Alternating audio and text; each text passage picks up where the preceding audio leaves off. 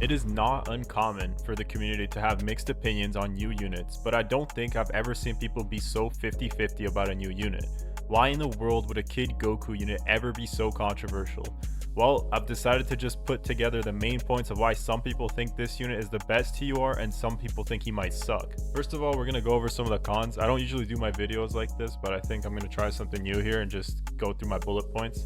First of all, I think the main issue that people have with this unit is event-wise, he doesn't really fit the agenda that we've just gotten used to, where everything is really like long and difficult and hard-hitting, and like it kind of starts out slow, so you don't really need all of those stats right at the beginning. I think the main issue is that his kit is more for battle-hardened foes rather than Festival of Battles or even Red Zone Goku and Vegeta's story. Like, those events, they start out easy, and then by the time he's running out of his damage reduction, where he would actually need to be a slot 1 because of things like position lock, he's not able to fill that role anymore by the time we're in the Int Jiren phase of the Goku's fight. And like, especially with AGL SSB Goku, he's not going to be ready. Like, that fight goes on for so many turns. It's just not a good environment for him. And Vegeta is like a similar thing. He's a bit easier in my opinion, but still, like, that fight is going to be long. I know he has the 30% stacking,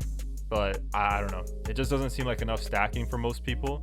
The dodge in the kit of this Goku is kind of random, that they just gave him like 22% dodge. It doesn't really make a whole lot of sense for this type of unit. Then you've got the whole 7 turns thing that I just talked about, but it's just not enough considering the strength of other units. They're only increasing past that point, while this card is more comparable to Beast Gohan and how he works in the current meta. It's just tough for these units that run out of their damage reduction when the fight is getting difficult, because now people want to say, oh, Beast Gohan's not even that good anymore. But we all know he was, you know, he's pretty much still the best slot 1 in the game for these fights that don't last that long. But I mean, this card is going to be in the same situation, it seems, because it's only 2 turns longer than Beast Gohan. So if you think about that, like, he doesn't have that much more longevity than Beast Gohan in these fights. And the next thing we're going to talk about is the status effects part of their kit. I really think it's just useless, because if they're just going to ban that ability in every single event, what is the point even implementing it into a kit where a character gets buffed because the boss has a stun or a seal or defense or attack lowered, when it's just not allowed? I think the only events that this could possibly be usable in is battle hardened foes. So this card might just be like the battle hardened foes merchant. Like, that's going to be the only event that you really run this unit in. We'll have to really see in game though. Like, that's the main thing here. The other thing is, the unit supers are kind of useless. Like, you're running essentially LR Bulma, who's going to be the main unit on this team that is even runnable if you're running Goku as your leader for some reason. He's not really the best leader either. Like, Youth and okay, let me take a look. Where is it? Yeah, Dragon Ball Saga, Earthbred Fighters, and then Youth and Dragon Ball Seekers. That's kind of not the best leader skill, right? Like, yes, Bulma's going to be on there, but besides that, who are you really running that's viable in the current Dokkan climate? Like, you're not going to be able to run any insane units that, I mean, Earthbred Fighters is a good category, but Dragon Ball Seekers and Youth is going to be kind of a struggle to get that extra 50% for the full leader skill. Then when you do get the unit super with Bulma, all you're getting is like stun or sealing, which is just useless because you can't do that to any of the bosses anyways. So basically, you're not running this Goku for his leader skill. You're not going to be running Bulma either for the support or the leader skill. And then what else we got? I mean, that's about it for the cons. I don't know. I'm more on the side of not really liking this unit, but though, I don't know, we'll have to see in game. It's just his stats are really low. Like, he's got very low stats. I mean, obviously once you rainbow him, which most people won't, it'll be like a lot higher, because this will be like plus 4,000, so he'll have like 10k defense. But you're telling me you have to rainbow this unit for him to have good viable defense? I don't know, that just doesn't seem too affordable for most people. It's not really a good investment. Anyways, what else we got? So yeah, we do have crazy stats, but very low base stats, if you guys know what I'm saying. Like, the percentage boosts are all really good. It's like 200%, 159%, 300%. It's tons of boosts. And you got the crit built in, which is fine. More attack, 200% defense. Then you can get 200% attack for 4 more super attacks. Yeah, I mean, that's about it for the bad stuff. We'll really have to see in game, to be honest. Moving on to the pros, we'll have to talk about how they're a solid slot 1 for the first 7 turns, but we'll really have to see how things turn out with the stacking and the guard once that comes into play. But most of the time, he is gaining 90% stats every turn since he's got the 2 additional supers built in. So you get your base super and then the 2 additionals. One of them is like a 70% chance to be a super, but most of the time that will hit.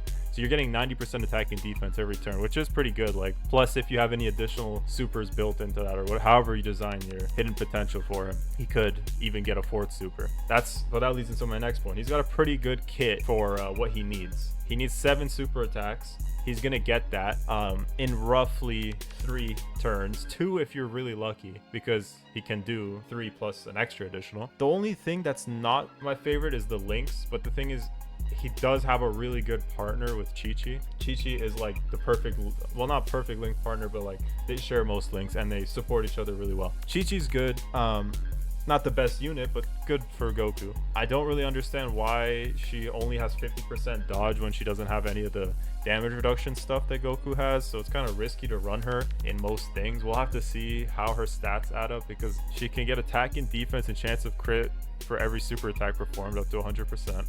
Okay, she's got additionals built in, but she doesn't even have permanent stacking like Goku does. The thing is, she just gets 359% defense when there's a Goku essentially on the team, like when this kid Goku's on the team, because that's both the buffs combined. And she's got the base 200%. She's also got like a chance to get 250% attack with 12 or more key. I mean, she's like a stat monster, but if we really think about it, I don't think this unit is going to perform in Festival of Battles and stuff like that. Like, it's probably going to get cooked, especially with that 50% dodge in events that like we've been facing recently where dodge isn't even allowed. So honestly, I'm kind of on the side of, you know, skipping this banner if you can. This isn't really my cup of tea. But look, some people say this might be the next TUR #1 card, but I don't see it. This is just, it's a tough to run card. It's going to be fishy to run on certain teams, even if it fits the categories, because the links are kind of uncommon for most of the units that are meta right now. So honestly, my verdict for this card and its banner unit is just that there's too much going on. Like, the card has so many random things added to it that, like, I don't even know if they're all gonna work well together. The random dodge thing kind of just like pisses me off because it's just pointless. And there is a pretty good thing though. Goku does have an HP active skill, which is pretty rare nowadays, and it has key +3 and attack and defense +30% in battle. My problem is just I don't know what fight this is really designed for besides battle hardened foes. So if you're a battle hardened foes fan and you're struggling with that event, this card is going to be probably great for you. But in any other situation, I don't really think he's going to be that good. Most of the time, Super Saiyan 4 Goku, he's doing 2 attacks and getting 100% attack and defense. But the thing is, SSJ4 Goku's like kit is he's an LR, so that stacking makes a massive difference. Like, it probably stacks up even more than this TUR will, since the base stats for this unit are so low. So honestly, we'll have to see how things turn out. I'll give them the benefit of the doubt, but for now, I'm probably gonna skip this banner unless he ends up being like absolutely insane on release, but we'll have to see. Anyways, guys, thanks for watching.